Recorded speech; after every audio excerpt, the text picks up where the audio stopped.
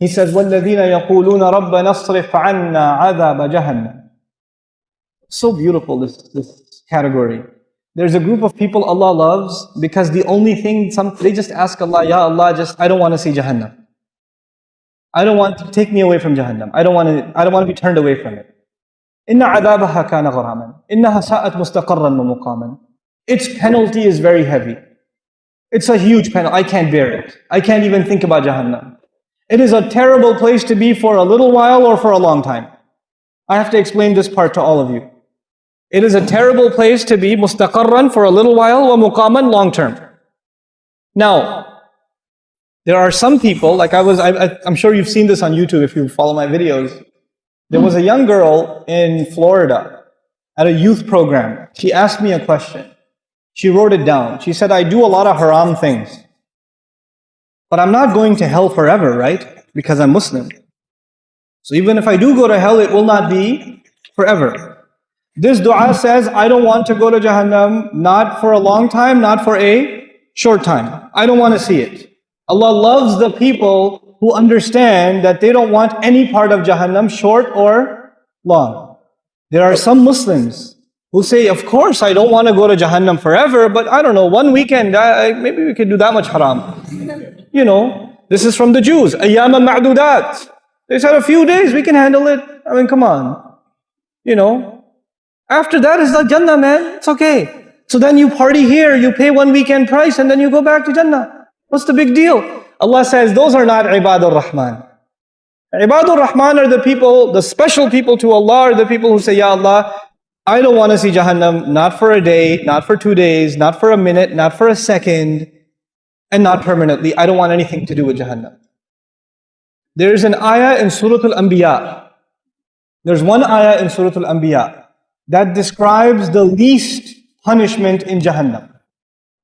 Jahannam is described in so many places in the Qur'an, but the least, the easy punishment of Jahannam is described in Surah Al-Anbiya. How easy is it?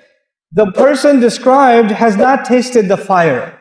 They have only tasted a breeze. You know, when you have a fire, it has a hot wind.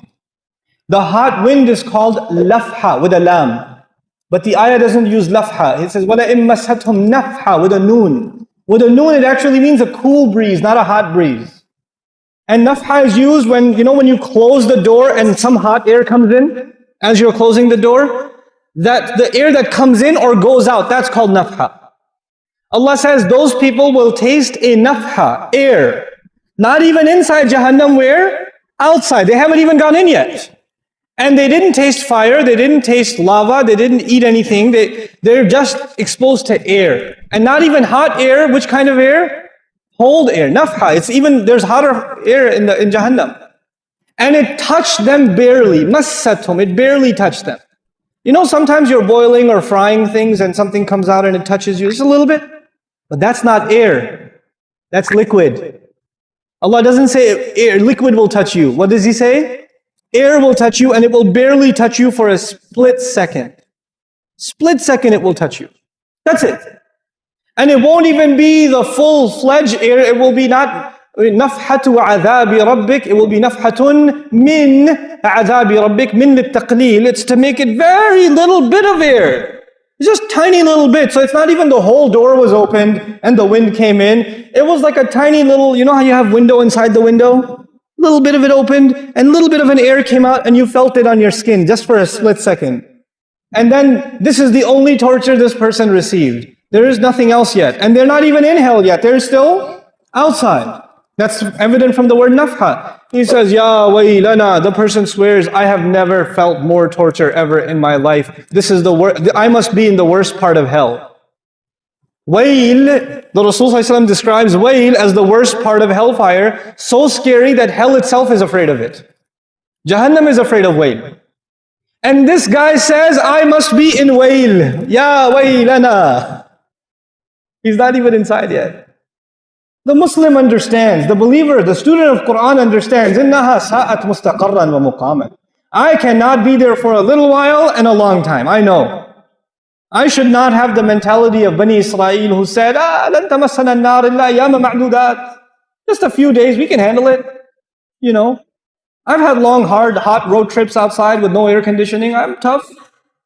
No. إِنَّهَا سَاءَتْ مُسْتَقَرًّا وَمُقَامًا. This is a category by itself. These people are special to Allah. The only thing they ask Allah is, Ya Allah, I don't want Jahannam. I don't want Jahannam. Never, at all. That dua itself qualifies you to be special to Allah. SubhanAllah. What a mercy from Allah.